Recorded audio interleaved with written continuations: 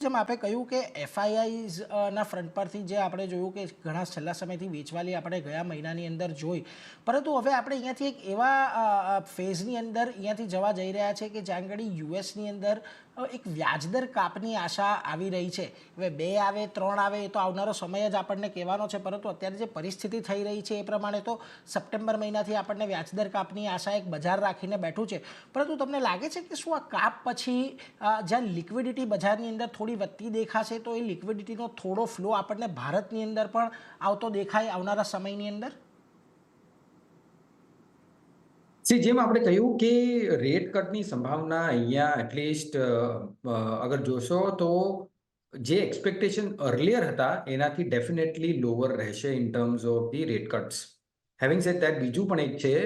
કે આ વખતે એક એવો સિનારીઓ છે જ્યાં તમે યુરોપ એરિયામાંથી રેટ કટ્સ પહેલા જોશો, અને ફ્રોમ ગ્લોબલ પર્સપેક્ટિવ જ્યારે ચાઇના પણ ઇઝિંગ કરી રહ્યું છે, તો એવું ડાયકોટોમી છે કે એવા ક્રોસ હેર્સ છે, અગર આપણે કહીએ ને કે બે ઓપોઝિટ ડિરેક્શનમાં જઈ રહ્યા હોય from a monetary policy perspective, જ્યાં US is holding on to the stronger rates whereas others are kind of weakening. અને સાથે સાથે જાપાન જે છે એક ઇકોનોમી જ્યાં આપણે સ્ટ્રોંગર રેટ્સ પણ જોઈ રહ્યા છે. તો આ બધાની વચ્ચે એક અંડરલાઇંગ ફેક્ટર એ છે કે ગ્રોથ વીક છે અને એનું અસર ગ્લોબલ ઇકોનોમી પર થોડુંક કન્ટિન્યુડ રહેશે. સાથે સાથે જેમ તમે મને એફપીઆઈનું પૂછ્યું, તો મને એ પણ લાગે છે કે આઈ થિંક કે ફ્રોમ એન એફપીઆઈ પર્સપેક્ટિવ